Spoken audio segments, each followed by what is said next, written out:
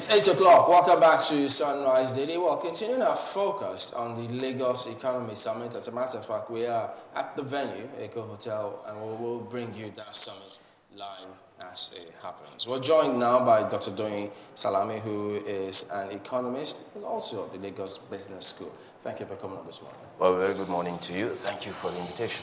All right, you are in this conference, and the perspective, perhaps even beyond, will be you're partnering with Lagos on competitiveness and strategy.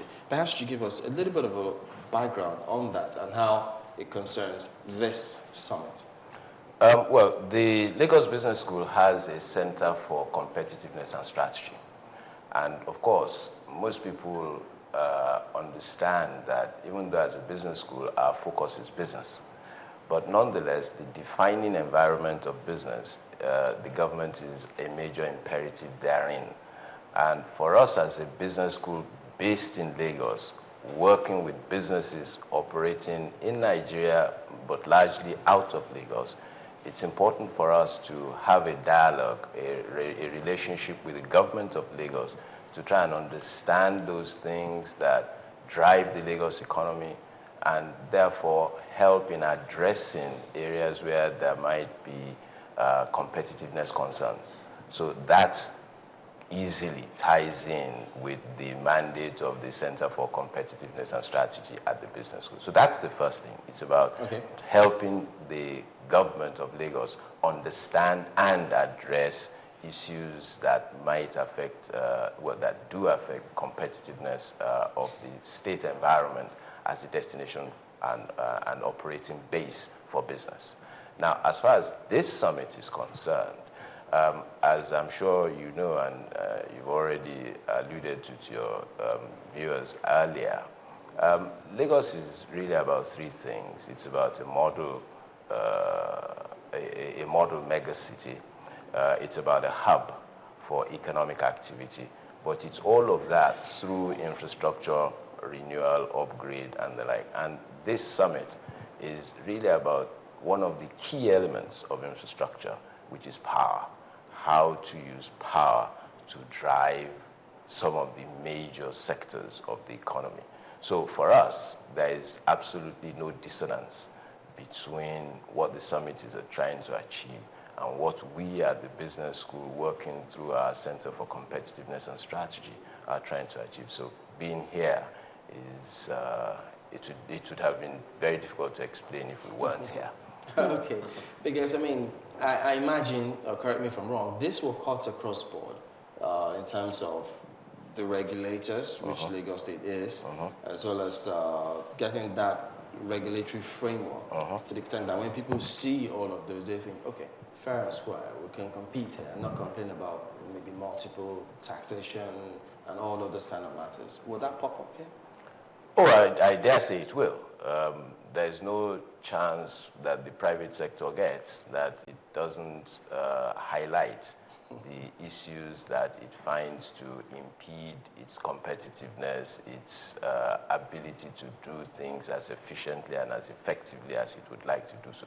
So I would be very surprised if in the course of the next 2 days or 2.5 days, nobody reminds the governments of some of those areas where the shoe pinches, proverbially. So yes, if it doesn't come up, I really would be very surprised. You know, you talked about competitiveness, but yes. I don't want to assume that, you know, it's just the private sector you're looking at. Are you looking at competitiveness amongst the states as well, or are you just looking at, you know, private sector competitiveness? Well, the center at the business school is focused on private sector competitiveness. However, it also recognizes, like I said earlier, the imperative of the role that government and government policy in particular plays in affecting competitiveness. At this point, we are not set up really to look at interstate competitiveness. There are issues and challenges around the available data and a whole raft of stuff. So right now, our sense or our key mandate is around how does competitiveness of firms, businesses, operations in various parts how are those affected or positively, negatively by government action? And you're looking at that, sorry, Sulaiman, you're looking at that not just in Lagos State, but also at the national level? Yes, at a national level. But there's a challenge because there are three ways in which you can look at Nigeria. You can look as a federation, so that's the national game. You look at aggregated figures. You can look and try and look at what we call the subnational picture, look on a state-by-state basis. Now, that's more difficult. Or the third level is where we look at specific locations. We're based in Lagos as a business school, and Lagos is, permit my use of the language, our catchment, our primary catchment area. Nigeria is our big picture. Okay, so we haven't therefore set up ourselves to, as it were, be able to look at interstate competitiveness. No, but we are interested in national competitiveness issues, how they affect businesses operating in Nigeria, and very specifically, competitiveness issues in Lagos and how they do affect businesses operating. That's where the strategy aspect of it comes in. Well, we're interested, obviously, in how companies react to the environment in which they find themselves from a strategy perspective. Because as I'm sure you well know, that you get it wrong, then you lose out big time, yes. Also looking at some of the things that will be discussed here, I'm just wondering, what are you looking to see? Because oftentimes people get tired of summits, conferences. They sometimes see them as talk shops that no one follows up on. I would be surprised if that is a fair assessment of the Ehibeti Summit. Now, I was at the last one 2 years ago, and my role then was a kind of, I had a series of things that had to be done. Now, and if you look at Lagos, I don't think you would say, by any stretch of the imagination, that Lagos hasn't made progress. Now, Ehibeti is not a new summit.